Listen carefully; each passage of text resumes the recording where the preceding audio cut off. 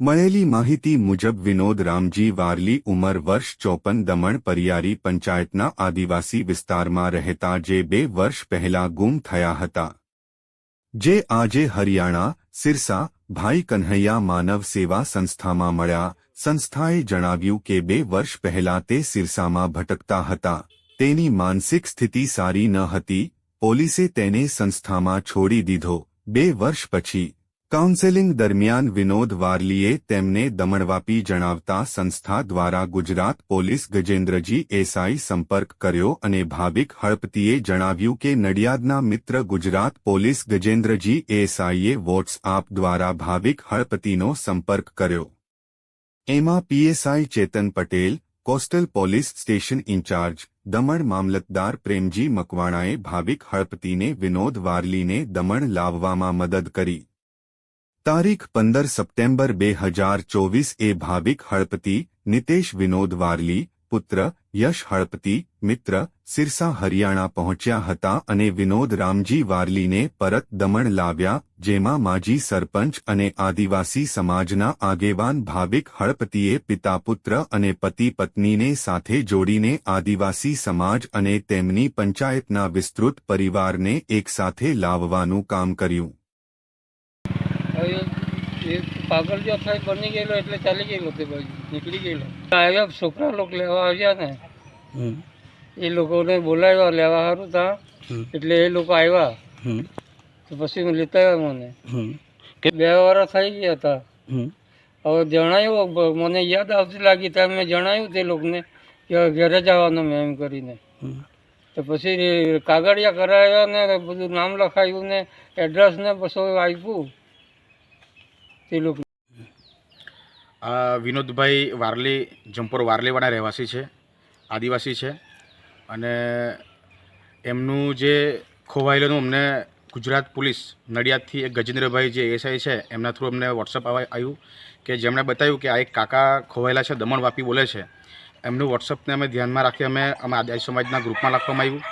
ગ્રુપમાં નાખતાની સાથમાં જ અમને ખબર પડી કે અમારા જંપોર વારલીવાડના આ એક અમારા ખોવાયેલ વ્યક્તિ છે અને પરિવાર સાથે અમારો સંપર્ક કરતા એમના છોકરા જે અમારી સાથે છે અને એમને પત્નીને મળતા પછી અમે ત્યાં સિરસા જે હરિયાણામાં જે એક ભાઈ કનૈયા નામની એક સંસ્થા છે, માનવ સંસ્થા, એમાં કોન્ટેક્ટ કર્યો। એમની સાથે વાતચીત કરતાં વોટ્સઅપ કોલિંગ કરવું, કાકા સાથે વાત કરી।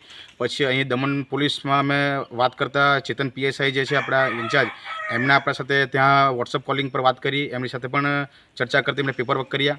દમણ મામલતદાર સાથે વાત કરવામાં આવી, પ્રેમજી મકવાણા સાથે, અને આપણા જે અહીંથી ગયેલા આપણે ડેપ્યુટી કલેક્ટર આપણા ભુરિયા સાહેબ એ જે અત્યારે હરિયાણા પાણીપતમાં છે એમની સાથે કોન્ટેક્ટ ફોન પર વાત થઈ, એમણે પણ ત્યાં હેલ્પ કરી છે આપણાને। અને અમે ટ્રેન દ્વારા અહીંથી દિલ્હી પહોંચ્યા। દિલ્હીથી પછી અમે ત્યાં હરિયાણા સિરસા બાય કાર ગયા અને ત્યાં સંસ્થાની અંદર જે કાંઈ બી ડોક્યુમેન્ટની જરૂર હતી ત્યાં અમે પ્રોડ્યુસ કર્યા। ત્યાં અમારા સહી કરાવી, અમને અમારા આધાર કાર્ડ પ્રોડ્યુસ કરાવ્યા અને કાકાને અમે સાથે લઈને આવ્યા છે।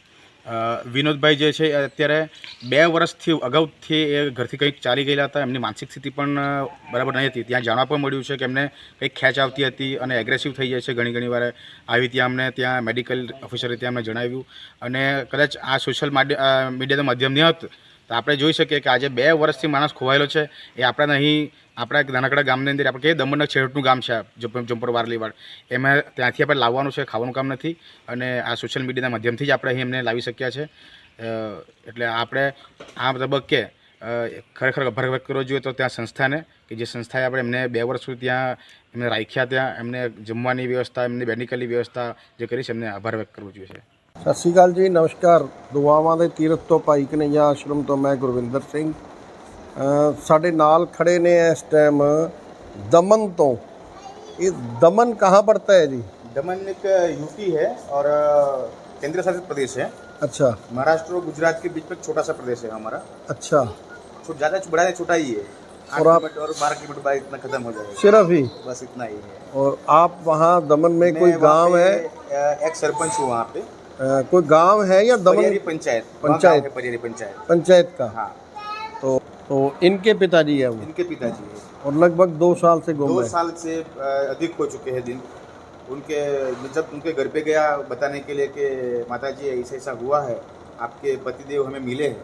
अच्छा। तो फिर यहाँ से हमने व्हाट्सएप पे बात करवाई तो ये बहुत रोने लगे, वो भावुक हो गई, वो भी बहुत भावुक हुई। फिर ये बोला कि बेटा कैसे भी करो मेरे पति को घर पे लाओ। तो चलो ठीक है, हमें मौका मिला आपकी जैसे हमें भी सेवा करने का, जी तो हम भी पहुँचे।